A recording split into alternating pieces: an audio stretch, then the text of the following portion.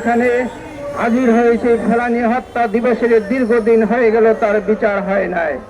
প্রিয় মিডিয়া বন্ধুরা, আপনারা জানেন এই ভারত একটি নরপশু এবং সরাসরি যে এই ফেলানীকে হত্যা করেছিল খুবই ঠান্ডা মাথায়।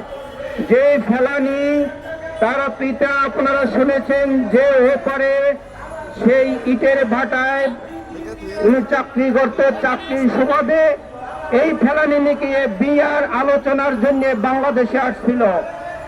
কোথাও কোনো চোরাচালানি বা কোনো ধরনের অরাজকতার জন্য জড়িত ছিল না। প্রিয় বন্ধুরা, ওই ফেলানির একটি স্বপ্ন ছিল, সে স্বপ্ন ছিল বাংলাদেশের প্রধানমন্ত্রী হওয়ার জন্য নয়। যেই স্বপ্ন ছিল একটি কুঁড়ে ঘরের ভিতরে বিবাহ হলে তার একটি রঙিন স্বপ্ন হবে, ছোট একটি সংসার হবে। কিন্তু ওই সংসারকে, ওই রঙিন স্বপ্নকে ভারত যে নরক পশুর মতো আচরণ করে ঠান্ডা মাথায় বুলেট দিয়ে যে হত্যা করেছিল ফেলানীকে এবং ওই কাটা তারের মাথায় ঝুলিয়ে রেখেছিল, সেই ফেলানীকে যে নরপশু হত্যা করেছিল এবং যার রঙিন আশাকে বাস্তবায়ন করতে দেয় নাই। প্রিয় বন্ধুরা, ওই স্বপ্ন যখন বাস্তবায়ন করতে পারে নাই, ওই ভারত যে স্বপ্ন দেখেছে আগামীতে, সেই স্বপ্ন ওই ফেলানীর মতো চুরমার হয়ে বাংলাদেশ, ভারত দ্বিখণ্ডিত হয়ে যাবে। তার নমুনা আপনারা দেখতে পাচ্ছেন। আজকে বাংলাদেশের স্বপ্ন এবং যারা 15টা বছর এই ফ্যাসিস্ট শেখ হাসিনা ভারতের হয়ে বাংলাদেশকে একটি নৈরাজ্যের দেশ পরিচালনা করেছে। এই ভারত পচা, চোর, ডাকাত, গুন্ডা, অর্থ লুণ্ঠনকারী, অর্থ পাচারকারী, শেখ মুজিবের সব পরিবারের অর্থ লুণ্ঠনকারী, তাকে আজকে ওই ভারতে জায়গা দিয়েছে। এই ভারত একদিন চুরমার হয়ে যাবে।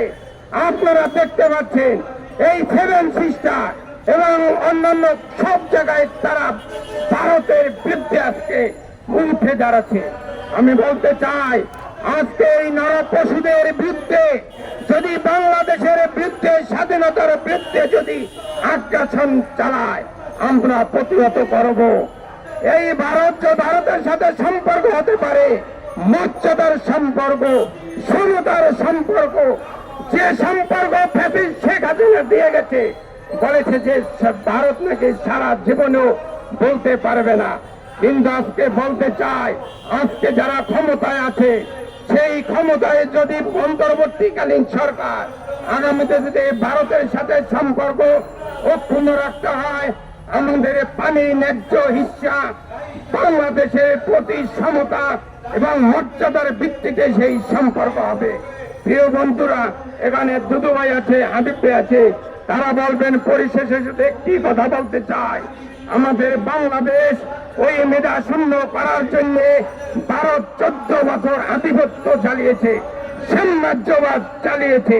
সেই সাম্রাজ্যবাদের বিরুদ্ধে যাদেরকে শেখ হাসিনা হত্যা করেছে, ওই ভারতের প্রেসক্রিপশনে ওই শেখ হাসিনাকে আওয়ামী লীগের কুলাঙ্গারদের এইখানে বাংলাদেশে এনে যদি আইনে যথাযথ ফাঁসি দেওয়া হয়, তাহলে বাংলাদেশ হবে রাহুমুক্ত, বাংলাদেশ হবে বিপদ মুক্ত, বাংলাদেশ হবে পাপ মুক্ত, বাংলাদেশ হবে একটি রঙিন বাংলাদেশ।